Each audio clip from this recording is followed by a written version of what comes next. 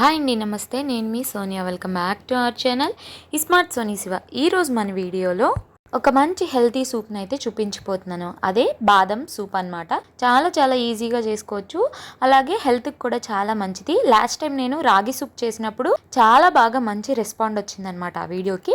So ఆ వీడియోకి మంచి రెస్పాన్స్ వచ్చిందని నేను ఇంకా హెల్తీగా చేయాలని చెప్పి ఈ బాదం సూప్ని అయితే మీతో షేర్ చేసుకుంటున్నాను. రాగి సూప్ రెసిపీని ఎవరైనా చూడకపోతే లింక్ని డిస్క్రిప్షన్లో ఇస్తాను, వెళ్ళి ఒకసారి చెక్ చేసేయండి. అలాగే ఈ బాదం సూప్ ఎలా చేసుకోవాలో చూపించేస్తాను. క్విక్గా చూసేద్దాం, వచ్చేయండి.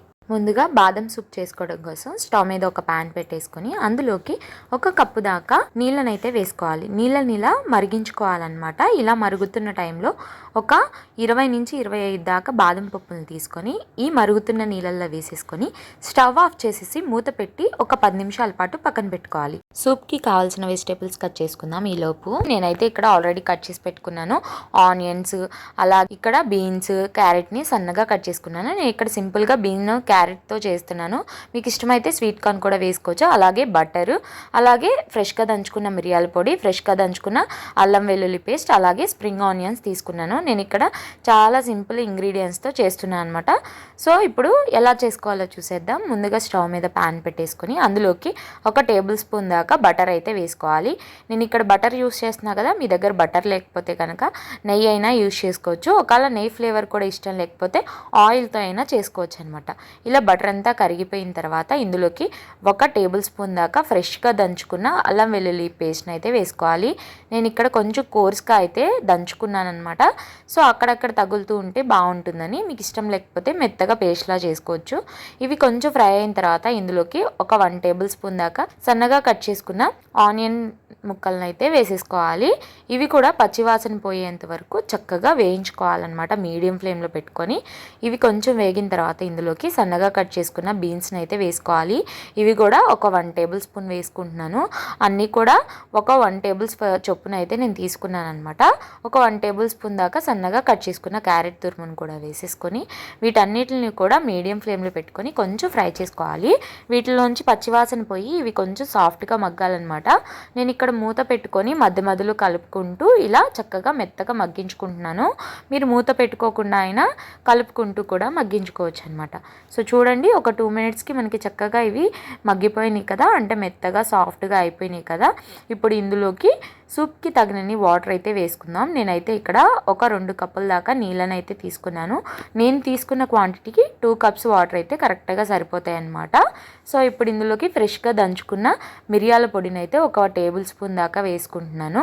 అలాగే రుచికి సరిపడా ఉప్పును వేసుకుంటున్నాను. నేను ఇక్కడ 1 టీ స్పూన్ దాకా వేసాను. సో వీటన్నిటిని కూడా ఒకసారి బాగా ఈ నీళ్ళల్లో కలిసే విధంగా కలిపేసుకోవాలి. ఇలా బాగా అంతా కూడా కలిసే విధంగా కలిపేసుకున్న తర్వాత మీడియం ఫ్లేమ్లో పెట్టుకొని మూత పెట్టుకొని వీటిల్ని మరిగించుకోవాలన్నమాట. ఈలోపు మనం బాదం పప్పు నానపెట్టుకున్నాం కదా, ఇప్పుడు చూడండి బాదం పప్పు పీల్ చేసుకుంటుంటే ఎంత ఈజీగా పొట్టొచ్చేస్తుందో. మనం నార్మల్గా నానపెడితే కనుక వాటర్లో అవి ఇంత ఈజీగా అయితే పొట్టు రాదు కదా, కొంచెం తీయడానికి కష్టంగా ఉంటుంది కదా. కానీ ఇలా వేడి నీళ్ళలో కనుక బాదం పప్పుని నానపెడితే చాలా ఈజీగా అయితే వచ్చేస్తాయి. చూడండి, ఒక 10 నిమిషాలకే చక్కగా నానిపోయినాయి కదా. ఇన్స్టెంట్గా మీరు అప్పటికప్పుడు చేసుకోవాలంటే ఈ పద్ధతిని ఫాలో అవ్వండి. లేదా మాకు టైం ఉంది, మేము ముందే ప్రిపేర్ చేసుకుంటాం అంటే మామూలు చన్నీళ్ళలో ఒక 3-4 గంటల పాటు బాదం పప్పుని నానబెట్టుకోవచ్చు. ఇలా పొట్ట అంతటిని కూడా చక్కగా బాదం పప్పు అన్నిటిని కూడా రిమూవ్ చేసేసుకోవాలి. చూడండి, నేను ఇక్కడ అన్నిటిని కూడా రిమూవ్ చేసుకున్నాను కదా. ఇప్పుడు ఈ బాదం పప్పుల్ని మిక్సీ జార్ తీసేసుకొని మిక్సీ జార్లోకి అయితే ట్రాన్స్ఫర్ చేసుకుంటున్నాను. ఇప్పుడు ఇందులోకి ఒక పావు కప్పు దాకా నీళ్ళని తీసుకొని ఒకేసారి వేసేయకుండా కొంచెం వేసుకుంటూ మెత్తగా మిక్సీ పట్టుకోవాలి. ఒకేసారి వేసేస్తే కనుక ఇలా మెత్తగా పేస్ట్ లాగా రాదనమాట. సో చూస్తున్నారు కదా, ఇలా ఫైన్గా పేస్ట్గా చేసుకోవాలన్నమాట. ఒక పావు కప్పు నీళ్ళు అయితే వేసుకోవాలి.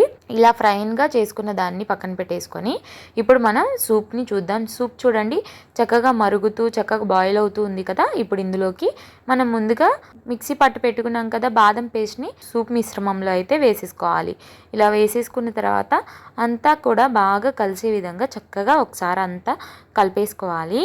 ఇలా చక్కగా అంతా కలిపేసుకున్న తర్వాత మీడియం ఫ్లేమ్లో పెట్టుకొని ఒక 2 నిమిషాల పాటు ఈ సూప్ని అయితే మరిగించుకోవాలి. చూడండి మన సూప్ మరిగి ఇలా పైకి నురగలాగా తేలుతుంది కదా, అదైతే తీయాల్సిన అవసరం లేదండి. కలుపుతూ మరొక 2 నిమిషాల పాటు మరిగించుకుంటే మనకి సూప్లో చక్కగా కలిసిపోతుంది. అలాగే సూప్ కూడా చూడండి చక్కగా చిక్కబడింది కదా. ఇప్పుడు మీకు కొంచెం మిరియాల పొడి తగ్గినా లేకపోతే సాల్ట్ ఏదైనా అడ్జస్ట్ అవ్వకపోయినా ఈ టైంలో యాడ్ చేసుకోవచ్చు. అలాగే కన్సిస్టెన్సీ చూడండి, నేనైతే ఈ కన్సిస్టెన్సీ వచ్చిందాక మరిగించుకున్నాను. మీకు ఇంకొంచెం చిక్కగా కావాలనుకుంటే ఇంకొంచెం మరిగించుకోవచ్చు, లేదా పలుచగా కావాలంటే ఇంకొంచెం ముందే దించేసుకోవచ్చు అనమాట. ఇప్పుడు లాస్ట్లో ఇందులోకి సన్నగా కట్ చేసుకున్న స్ప్రింగ్ ఆనియన్స్ని అయితే యాడ్ చేసుకుంటున్నాను. మీరు కొత్తిమీరనైనా యూజ్ చేసుకోవచ్చు. స్ప్రింగ్ ఆనియన్స్ కూడా వేసుకున్న తర్వాత ఒక 1/2 నిమిషం పాటు ఈ సూప్ని మరిగించుకోవాలి.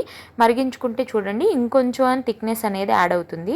ఇప్పుడు స్టవ్ ఆఫ్ చేసుకొని వేడివేడిగా సూప్ని అయితే బౌల్లోకి సర్వ్ చేసుకొని చక్కగా ఎంజాయ్ చేయడమే. ఏదైనా దగ్గు ఉన్నప్పుడైనా, జలుబు చేసినప్పుడైనా, లేదా ఏదైనా ఫీవరిష్గా ఉన్నప్పుడైనా, ఏది నోటికి తినబుద్ధి కానప్పుడైనా ఇలా ఒకసారి హెల్తీగా బాదం సూప్ని అయితే ట్రై చేయండి. చాలా చాలా కమ్మగా ఉంటుంది. అలాగే హెల్త్కి కూడా చాలా మంచిది. బాదం పప్పు మన హెల్త్కి ఎంత మంచిదో మనందరికీ తెలుసు కదా.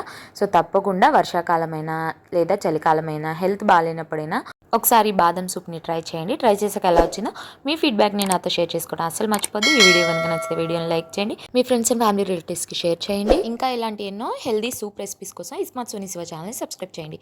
ఈ వీడియో అయితే మరొక మంచి వీడియోతో మళ్ళీ వచ్చేస్తా. అంతవరకు సెలవు. Bye all. Thanks for watching.